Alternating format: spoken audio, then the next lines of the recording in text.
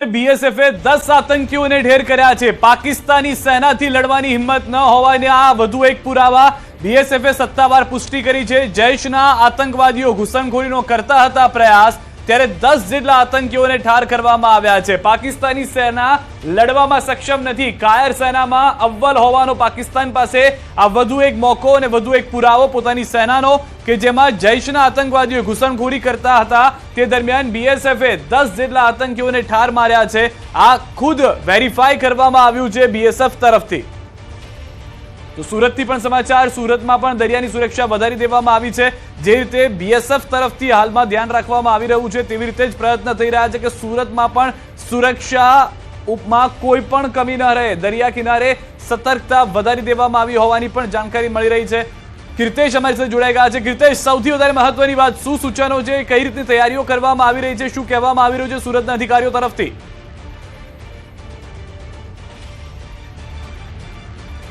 બિલકુલ સિદ્ધાર્થ, સુરત આમ તો જોવા જઈએ તો ગુજરાતનું આર્થિક પાટનગર છે અને સુરતનો હજીરા વિસ્તાર છે કે જે દેશની સૌથી મોટી ઔદ્યોગિક એકમો અહીંયા આવેલા છે। એટલે કે ભૂતકાળમાં પાકિસ્તાનના આતંકવાદીઓ જે રીતે દરિયાઈ સીમાએ પ્રવેશ ઘૂસણખોરી કરી હતી અને હુમલા કર્યા હતા, તેને લઈને દરિયાઈ સીમા ઉપર હવે પેટ્રોલિંગ વધારવામાં આવ્યું છે। સ્થાનિક માછીમાર આગેવાન છે, આપણે સીધા વાત કરીએ કારણ કે પોલીસ દ્વારા તેમની સાથે મોડી રાત્રે મિટિંગો કરવામાં આવી છે। સીધા એમની સાથે વાત કરીશું। મોટા આપનું નામ? અશોકભાઈ જયરામભાઈ પટેલ, હું રાજગીરી ગામનો માછીમાર છું।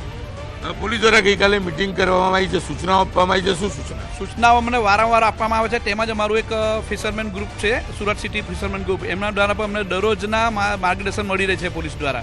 તેમજ અત્યારે ડીસીપી સાહેબના હસ્તક માર્ગદર્શન આપવામાં આવેલું કે હાલમાં જે યુદ્ધની પરિસ્થિતિ જે સર્જાઈ રહેલી છે એમને કારણે અત્યારે કોઈ પણ ફિશરમેનોએ બોટ લઈને દરિયામાં ફિશિંગ કરવા જવાનું નથી। તેમજ કિનારા પરથી જે કંઈ શંકાસ્પદ વ્યક્તિ યા બોટ દેખાઈ આવે તો તરત પોલીસ યા કોસ્ટગાર્ડ યા 100 નંબર પર કોલ કરવાનો રહેશે ને અમને દરરોજની માર્ગદર્શન પોલીસ દ્વારા અમને ફિશરમેન ગ્રુપ દ્વારા મળી રહી છે। બિલકુલ, અન્ય આગેવાનો છો, રમેશભાઈ શું કહેશો, કયા પ્રકારનું પોલીસ દ્વારા અહીંયા સૂચના આપવામાં આવી છે? મારું નામ ચંદુભાઈ નગીનભાઈ પટેલ, હું રહેવાસી છે જૂના ગામનો। હું કેટલા વખત અહીંયા હું શિવશક્તિ રેસ્ટોરન્ટ ચલાવી રહ્યો છે, એટલા માટે કે જે અમારી સૂચના એ ટાઈપ આપી છે કે માછીમારો કોઈ દરિયા કિનારામાં કોઈ બી અંદર જવાનું એનું રોકવામાં આવ્યું છે કે ભાઈ દરિયા કિનારે માછીમારોને બંધ કરવામાં આવ્યા છે। પોલીસ સૂચના એ ટાઈપ કે જે દરિયામાં કોઈ બોટ કે કંઈ એવું દેખાય તો પોલીસને જાણ કરવામાં આવે છે।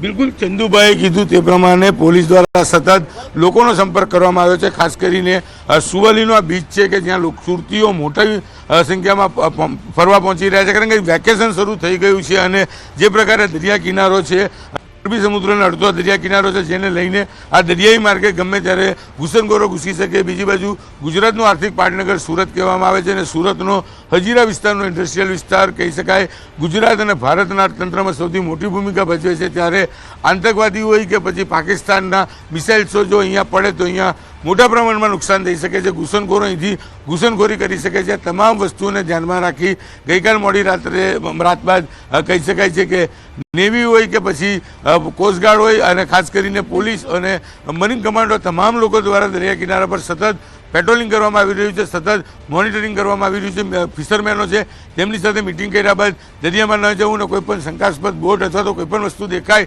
તો પોલીસને જાણ કરવા માટેની અલગ અલગ મિટિંગો, અલગ અલગ સૂચનાઓ આપવામાં આવી રહી છે। બિલકુલ કીર્તેશ, જે પ્રકારથી સુરત આર્થિક પાટનગર પણ કહેવામાં આવે છે ગુજરાતનું, આભાર સમગ્ર માહિતી બદલ। વધુ માહિતી પણ આપની પાસેથી લેવાનો પ્રયાસ કરીશું। તો સુરતમાં પણ પરિસ્થિતિ, પ્રધાનમંત્રી મોદીને લઈને મહત્વપૂર્ણ સમાચાર, રક્ષા મંત્રી સતત તેમને અપડેટ્સ આપી રહ્યા છે। સમગ્ર સ્થિતિ પર પ્રધાનમંત્રી નજર રાખી રહ્યા છે। બીએસએફે 10 આતંકીઓને ઠાર કર્યા કે જેમણે ઘૂસણખોરીનો પ્રયાસ કર્યો। બીએસએફે સત્તાવાર રીતે પુષ્ટિ પણ કરી છે। તો જૈશના આતંકવાદીઓ ઘૂસણખોરીનો પ્રયાસ કર્યા હતા, જેના દ્રશ્યો પણ સામે આવ્યા છે। સિદ્ધાર્થ, સૌથી વધારે મહત્વની વાત, પુરાવા એક બાદ એક પુરાવા ભારતીય સેના આપતું રહ્યું છે, ભારતીય ડિફેન્સ આપતું રહ્યું છે અને આ બીએસએફ નો વધુ એક પુરાવો કે જેમાં જૈશના આતંકીઓ કે જેના આકા સહિત અનેક ઉપર ભારતે ટૂંક સમય પહેલા ઓપરેશન સિંદૂર ચલાવ્યું, તેની શાન ઠેકાણે ન આવી। તેમને થયું કે અમે ભારતમાં ઘૂસી શકીશું, પરંતુ આ પાકિસ્તાની સેના નથી, આ પાકિસ્તાનના જવાનો નથી, આ બીએસએફના જવાનો છે કે જેઓએ પુરાવા સાથે આપ્યું કે 10 જેટલા આતંકીઓ જે ઘૂસણખોરી કરવાનો પ્રયાસ કરી રહ્યા હતા તેઓને ઠાર મારી દેવામાં આવ્યા છે। પાકિસ્તાનના બોર્ડર એરિયામાંથી ભારતના બોર્ડર એરિયામાં ઘૂસવાનો પ્રયાસ કરતા હતા કદાચ BSF ને આ વિશે પહેલેથી ઇનપુટ્સ મળ્યા હશે અને તેમના તરફથી સતત જે પેટ્રોલિંગ કરવામાં આવ્યું છે તેનો વધુ આ એક પુરાવો આપ જોઈ રહ્યા છો કે જે જગ્યાએથી BSF સતત પેટ્રોલિંગ કરતું આવ્યું હતું. ગઈકાલે જે એક કહેવામાં આવ્યું હતું કે હવે કોઈ પણ જે પગપાળા જે કરતા હતા કરવામાં આવી રહ્યું હતું, તમામ લોકો તરફથી સિક્યોરિંગ કરવામાં આવી રહ્યું હતું, તેઓ નહીં કરે તેઓ માટે એક અલગથી વ્હીકલ્સ મૂકવામાં આવ્યા છે અને તે પ્રમાણે તેઓ બોર્ડર પર જોવા મળશે. તો હાલમાં જે જાણકારી છે તે પ્રમાણે BSFએ 10 આતંકીઓને ઠાર કર્યા છે. જે પહેલા કરવામાં આવેલી એક્શન હતી તેના પુરાવા હવે આપવામાં આવ્યા છે. પહેલા પણ જણાવી દઈએ કે આ અત્યારના દ્રશ્યો નથી, આ થોડા સમય પહેલાના દ્રશ્યો છે અને તે આ દ્રશ્યોથી અમે આપણે બતાવવાનો પ્રયાસ કરીશું, સમજાવીએ કઈ રીતની પરિસ્થિતિ છે. જે જંગલ વિસ્તારનો ફાયદો તેઓ હંમેશા ઉપાડવાનો પ્રયાસ કરતા હોય છે. લુબના આ વિસ્તાર છે કે જ્યાંથી તેઓ આવવાનો પ્રયાસ કરતા હોય છે અને તેના પર સટીક નિશાનું જે છે તે BSFના જવાનો તરફથી કરવામાં આવ્યું છે. બિલકુલ ઘૂસણખોરીનો પ્રયાસ કરવામાં આવ્યો હતો અને 10 જેટલા જે ઘૂસણખોરો હતા, જે આતંકવાદીઓ હતા, તેમને નેસ્તો નાબૂદ કરવામાં આવ્યા છે. સિદ્ધાર્થ, આ દ્રશ્યો છે તે ઘણી બધી વાત બતાવી દે છે અને આપણે પુરાવા આપીએ છીએ, આપણે હવામાં વાતો નથી કરતા, જેના પુરાવા દ્રશ્યો અહીંયા જોવા મળી રહ્યા છે. 10 ઘૂસણખોરોને જે પ્રકારથી નેસ્તો નાબૂદ કરવામાં આવ્યા છે. સિદ્ધાર્થ, અને આ તમે જુઓ તો જે કેમેરા લગાડવામાં આવ્યા છે તેના પણ અહીંયા આગળ પુરાવા છે, કારણ કે તમામ વસ્તુ અહીંયા લખેલી છે કે કયા નંબરનો કેમેરો છે, કઈ રીતની ત્યાં આગળ હલચલ હતી અને ક્યાં આગળ માઉન્ટ કરવામાં આવેલો છે. અને જે રીતે આસપાસનું પણ આપ જોશો તો ખ્યાલ આવશે કે જંગલી વિસ્તાર છે, કે જે જંગલી વિસ્તારમાંથી પહેલગામ હુમલામાં પણ આ લોકો ઘૂસણખોરી કરી હોવાના ઇન્ટેલ હતા. તો તે પ્રમાણેની જ પરિસ્થિતિ કે જેવા ત્યાંથી 10 આતંકીઓ ઘૂસવાનો પ્રયાસ કરે છે, 10 આતંકીઓને ઠાર કરી દેવામાં સફળતા મળી છે BSFને. 7 આતંકીઓ ઠાર કર્યા હોવાના પહેલો આંકડો હતો. હવે જે જાણકારી છે તે પ્રમાણે મોતનો આંકડો આતંકીઓને ઠાર કરવાનો વધી રહ્યો છે. બિલકુલ 7 આતંકીઓને ઠાર કર્યા અને આંકડો હવે ધીમે ધીમે વધી રહ્યો છે. તો મહત્વપૂર્ણ સમાચાર, 7 આતંકીઓને ઠાર કરવામાં આવ્યા. પરંતુ સિદ્ધાર્થ, સતત ઘૂસણખોરીનો પ્રયાસ કરવામાં આવી રહ્યો છે. આકાશમાં તમારા જેટલા પણ મિસાઇલ્સ હતા તે અમે નષ્ટ કર્યા. હવે જમીનમાં પણ ઘૂસણખોરી અને તેનો ખામિયાજો જે પ્રકારથી પાકિસ્તાન ભોગવી રહ્યું છે, આવનારા સમયમાં શું થશે તેની ખબર નથી. સ્વાભાવિક રીતે લુબના અહીંયા આગળ એ વાત સ્પષ્ટ છે કે પાકિસ્તાની સેના સીધી છાતીએ લડી શકે એમ છે નહીં. તો તેઓ શું કરી રહ્યા છે કે પોતાના જે ફંડિંગમાંથી આતંકીઓ પેદા કર્યા છે, હવે ભીખ માંગવા ગયું છે કે અમને મદદ કરો. ઓફિશિયલી ટ્વીટ પણ તેઓનું આવ્યું છે કે અન્ય દેશ અમને મદદ કરે, અમે ક્રાઇસિસમાં છીએ. અને સૌથી વધારે મહત્વની વાત અહીંયા જે જોવા મળી રહી છે કે પાકિસ્તાનને હવામાં હરાવ્યું. ગઈકાલે જેટલા પણ હુમલા થયા, ડ્રોન કર્યો, મિસાઇલ કર્યો, તો તેઓએ શું કર્યું કે ચલો એક તરફ ધ્યાન નથી સેનાનું તો આપણે ઘૂસણખોરી કરીએ. પરંતુ તે ભૂલી ગયા કે ત્યાં આગળ બોર્ડર સિક્યુરિટી ફોર્સ રાહમાં છે, તમારું વેલકમ કરવાની રાહમાં છે, કારણ કે ખબર છે કે તમારી નિયત શું છે, તમારી બુદ્ધિ કેટલી છે અને તમે કેવા અટકચાળા કરી શકો છો. અને આ 7 આતંકીઓને 72 હુર પાસે પણ પહોંચાડી દેવામાં આવ્યા છે. લુબના બિલકુલ 72 હુર પાસે પહોંચાડી દેવામાં આવ્યા છે અને હજુ પણ આવશો તો પણ આ જ રીતે તમારું સ્વાગત કરવામાં આવશે, કારણ કે ભારતીય સેના સજ્જ છે. સિદ્ધાર્થ, દરિયાઈ વિસ્તારથી આવો, જમીનથી આવો કે આકાશથી આવો, પરંતુ તમારે પહોંચવાનું તો છેવટે ત્યાં છે જ્યાંથી તમે આવ્યા છો. અને ભીખ માંગીને યુદ્ધ લડવું તે સૌથી મોટી મૂર્ખામી સિદ્ધાર્થ કહી શકાય, કારણ કે આ બાબતે આજે બેઠક પણ થવાની છે અને આંતરરાષ્ટ્રીય સ્તરે તેમને લોન મળે છે કે કેમ તેને લઈને ભારત પહેલાથી જ પોતાનો વિરોધ તો નોંધાવી ચૂક્યું છે, પરંતુ વિશ્વના જે અન્ય દેશો છે તે પણ વિરોધ કરી રહ્યા છે. સિદ્ધાર્થ, તે પણ એક મહત્વપૂર્ણ બાબત કહી શકાય. અહીંયા આગળ સ્પષ્ટ છે, FATF તરફથી ગ્રે લિસ્ટમાં નાખવામાં આવ્યું હતું ત્યારે પણ ભારતે પુરાવા આપ્યા હતા કે જે વિંગ કમાન્ડર અભિનંદન ત્યાં ગયા હતા, કઈ રીતની આખી ઘટના ઘટી હતી, F-16 નો ઉપયોગ કર્યો હતો કે જે આતંકીઓ સામે વાપરવાનું છે, પરંતુ તે ભારત સામે વાપર્યું હતું ને ત્યારે ગ્રે લિસ્ટમાં ગયું હતું. ભીખ ત્યારે પણ માંગવી પડી હતી. આજે પણ જ્યારે વાત છે તો આ ભારતની સ્ટ્રેટેજિક મૂવ છે કે એક પુરાવા આપી રહ્યું છે. જ્યારે એક વિડીયોઝ આવી રહ્યા છે તો એ સ્પષ્ટ છે કે ઇન્ટરનેશનલ લેવલ ઉપર એસ જયશંકર પહેલા જ કહી ચૂક્યા છે કે અમે સંયમ રાખી દીધું હતું, અમે કોઈ હરકત નહોતા કરવા ઈચ્છતા, પરંતુ અમને ઉકસાવવામાં આવ્યા છે. તો ભારત એ 140 કરોડ વસ્તીનો દેશ છે કે જે ખાલી એક ગ્લાસ પાણી પણ નાખી દે ને બોર્ડર પર જઈને તોય આખું પાકિસ્તાન ડૂબી જાય. અત્યારના ચિનાબના જે જોઈ રહ્યા હતા કે ડેમના દરવાજા ખોલવામાં આવ્યા છે, પહેલા સૂકા કર્યા હતા, ત્યાં આગળ સૂકવી દીધું હતું અને તે રીતે તકલીફ થઈને હવે ડૂબોડીને મારવામાં આવ્યા છે. બિલકુલ.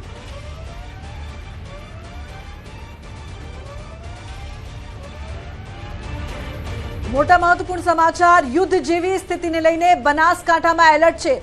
બનાસકાંઠા સરહદે વિસ્તાર છે અને તેના માટે જ યુદ્ધ જેવી પરિસ્થિતિને પગલે એલર્ટ કરવામાં આવ્યું છે. મૌલિક લાઈવ જોડાયા છે વધુ માહિતી આપવા માટે, તેમની પાસેથી વધુ માહિતી લઈએ.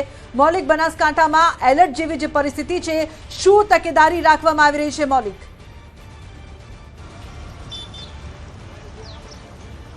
લુબના ચોક્કસથી ગઈકાલે જે રીતે તણાવભરી પરિસ્થિતિ હતી અને ત્યારબાદ તણાવભરી પરિસ્થિતિને પગલે તમામ જે ગુજરાતને સરહદી વિસ્તાર છે ત્યાંના વિસ્તારોમાં એલર્ટ તો ચોક્કસથી જાહેર કરવામાં આવ્યું છે. અત્યારે હાલ ન્યૂઝ 18ની ટીમ જે છે તે બનાસકાંઠાની સૌથી બોર્ડરનું નજીકનું ગણાતું એવું સુઈ ગામ વિસ્તાર છે ત્યાં આગળ પહોંચ્યું છે. આ તણાવભરી પરિસ્થિતિને પગલે તમામ પોલીસજનો છે તેને પોલીસ કર્મચારીઓને રજા ઉપર ન જવા માટે લેટર લખવામાં આવે છે. ખાસ કરી ઇમરજન્સી સેન્ટરો જેવા કે સામૂહિક કેન્દ્ર કહી શકાય ઇમરજન્સી જે છે તેને પહોંચી વળવા માટે એટલે કે ઝીરો કેઝ્યુલિટી થાય તે માટે આરોગ્ય કેન્દ્રો જે છે તે આરોગ્ય કેન્દ્રોને પણ અત્યારે હાલ રજા ઉપર ન જવા તમામ કર્મચારીઓને સૂચન કરવામાં આવ્યું છે. કોઈ પણ વ્યક્તિઓને જિલ્લો ન છોડવા માટે અથવા તો રજા ઉપર ગયા હોય તો તે લોકોને પરત પોતાના નોકરીના સ્થળે રિપોર્ટિંગ કરવા માટે જાહેરાત કરવામાં આવી છે. મહત્વનું છે કે ગઈકાલે સ્ટેટ ઇમરજન્સી અને કંટ્રોલ રૂમ ખાતે ગૃહ રાજ્યમંત્રી અને અન્ય જે જિલ્લા અધિકારીઓ જે છે તેમના દ્વારા જાહેરાત કરવામાં આવી હતી. આ પ્રકારના જે એસપી કક્ષાના અધિકારીઓ અને કલેક્ટરેટ અધિકારીઓ જે છે તેમની સાથે એક ઉચ્ચ સ્તરીય બેઠક જે છે તે પણ કરવામાં આવી હતી. મહત્વનું છે કે આજે મુખ્યમંત્રી દ્વારા આ બેઠકના અંતે કેવા પ્રકારના નિર્ણયો લેવામાં આવે છે તે જોવાનું મહત્વનું છે. અત્યારે હાલ જે જનજીવન જોઈએ તો જનજીવન સામાન્ય લાગી રહ્યું છે પરંતુ તમામ લોકોને સ્ટેન્ડ ટુ રાખવામાં આવ્યા છે જેથી કોઈપણ પ્રકારની પરિસ્થિતિ આવે તો તેને પહોંચી વળાય. ગઈકાલે વરસાદની પરિસ્થિતિ હતી અને વરસાદને પગલે કોઈપણ પ્રકારનો હુમલો કે તંગદીલી પરિસ્થિતિ જે છે તે સુઈ ગામમાં નહોતી જોવા મળી. અત્યારે હાલની પરિસ્થિતિ છે તે રૂટીન પરિસ્થિતિ છે અને તેને પહોંચી વળવા માટે તમામ કલેક્ટરથી લઈ જિલ્લા પોલીસ વડા જે છે તેમને પણ આ પ્રકારની જાહેરાત કરી છે. એટલે અત્યારે હાલ કોઈ પ્રકારનો બનાવ જે છે તે શાંતિપૂર્ણ છે પરંતુ ક્યાંક ને ક્યાંક આ પ્રકારની પરિસ્થિતિ જો ફરી પેદા થાય તો તેને પહોંચી વળવા માટે તમામ તૈયારીઓ જે છે તે જિલ્લા અધિકારીઓ દ્વારા મુખ્યમંત્રી દ્વારા અને ગૃહ રાજ્યમંત્રી દ્વારા આપવામાં આવી છે. એટલે હવે જોવાનું રહ્યું કે આજની રાત જે છે તે કેવી રીતે વીતે છે, લોકો જે તણાવમાં છે તે તણાવમાં કેટલા સારા સમાચાર મળે છે અને યુદ્ધની પરિસ્થિતિ જે છે તે કેવી રીતે વીતે છે.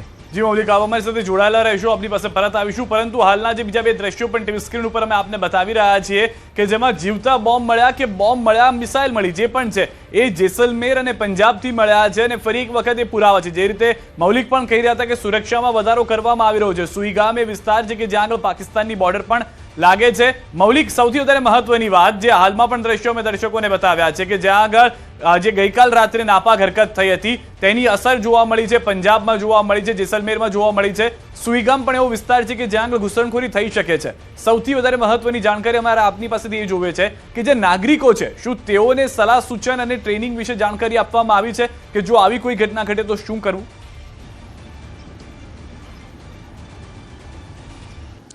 સિદ્ધાર્થ, સ્વાભાવિક છે ગુજરાતનું સરહદી વિસ્તાર જે છે તે સૌથી દરિયાઈ વિસ્તાર છે.